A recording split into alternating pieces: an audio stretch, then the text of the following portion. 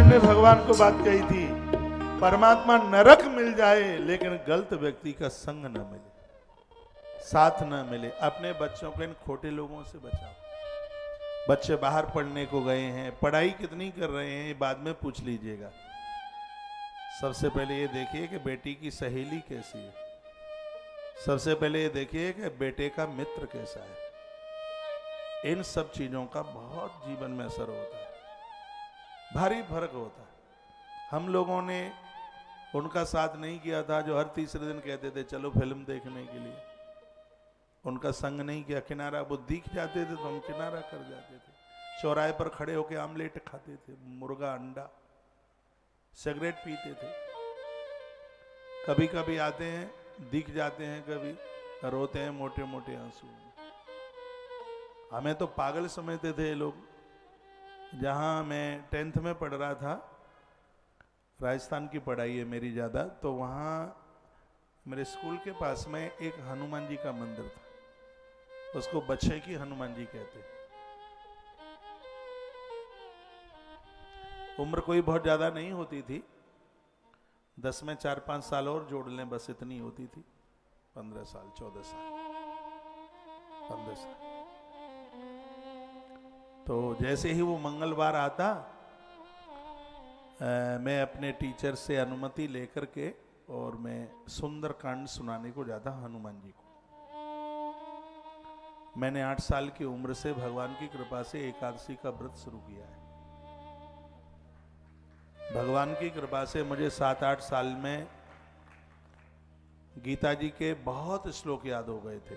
कोई पंडित कर्म नहीं होता था, बस ये घर के परिवार के संस्कार थे। देवी देवताओं को मानना, घर का ऐसा रूप था, चाय चलती नहीं थी, कोई गुटखा वुटखा खाता नहीं था, ये संस्कार मिले। तो ये हनुमान जी, बच्चेकी वाले हनुमान जी की इतनी बड़ी कृपा।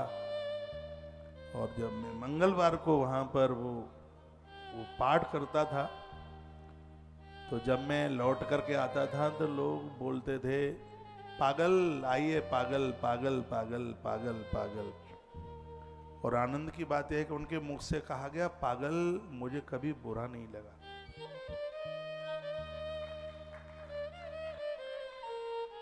हमें बिगाड़ने वालों की क्या कोई कमी थी? कमी रही होगी? नहीं।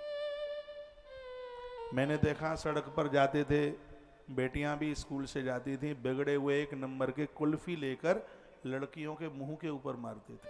1 नंबर के हरामी थे, दुष्ट बिगड़े हुए लंपट। वो बच्चियां रो करके चली जाती थी। और उनके जो मित्र थे वो बिगड़ू उन्हीं का संग करते थे जो लड़कियों के मुंह पर कुल्फी मारते थे। उनकी आज मुझे नहीं लगता कि कुछ उत्कर्षता हुई होगी। और बहुत विनय पूर्वक यह मैं बात कह रहा हूं, बच्चों का पहला गुरु परिवार है। जो संस्कार घर से मिलते हैं वो संस्कार दुनिया में कहीं मिल नहीं पाएंगे।